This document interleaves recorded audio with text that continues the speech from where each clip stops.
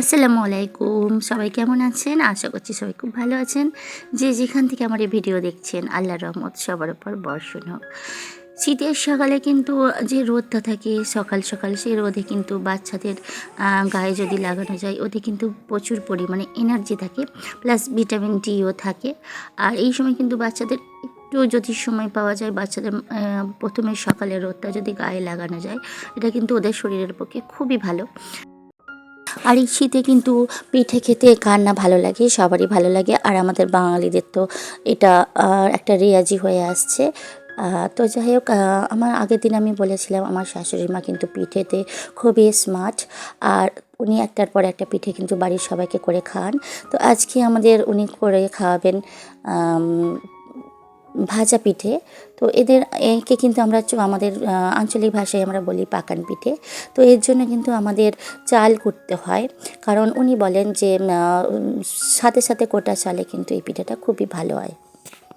বর্তমান কর্মব্যস্ততার সময় কিন্তু এখন চাল কোটা সম্ভব না, তো সেই কারণে কিন্তু আপনারা কেনা চাল গুঁড়িতেও করতে পারেন।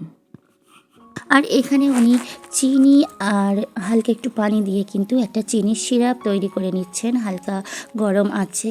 আর তাতে একটু মৌরি অ্যাড করে দিয়েছেন আর সামান্য লবণ।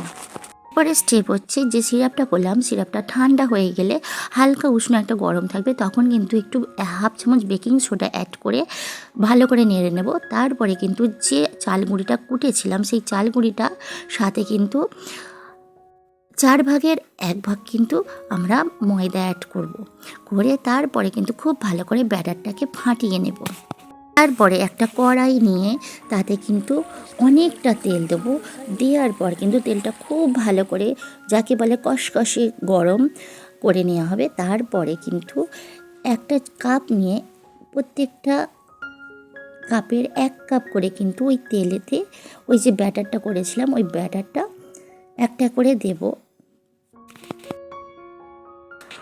তো প্রথমে কিন্তু আঁচটা জোর থাকবে, তারপরে কিন্তু একটা পিঠ উল্টে দেব, উল্টে দেওয়ার পরে আঁচটা কিন্তু আস্তে করে দেব।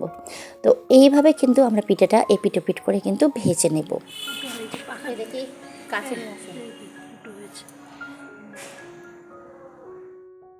একটা কথা কি জানেন, এই পিঠেকে আবার সুজি দিয়েও কিন্তু করা যায়। তো আমার শাশুড়ি মা কিন্তু সুজির সঙ্গে কিন্তু ময়দা অ্যাড করেও কিন্তু এই পিঠেটা করে, সেটাও কিন্তু একটা খেতে বেশ অনেক ভালো লাগে।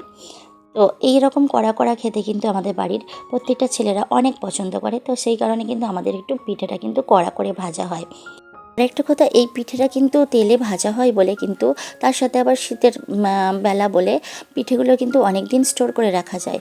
আবার আমরা যদি মনে করি বেশ কিছুদিন রাখবো, তাহলে কিন্তু আমরা ফ্রিজেও স্টোর করতে পারি। আর কোথাও যদি বেড়াতে যাওয়ার হয় তাহলে কিন্তু একটা টিফিন হিসেবে এটাকে আমরা ভেজে নিয়েও যেতে পারি ক্যারি করে। তো জানি না ভিডিওটা কেমন লাগলো। যদি ভিডিওটা ভালো লেগে থাকে অবশ্যই কমেন্টস করে জানাবেন। আর খুব ভালো লাগলে লাইক করবেন, আর ভালো লাগলে শেয়ার করবেন। তো ততক্ষণ টাটা, বাই বাই, আল্লাহ হাফেজ।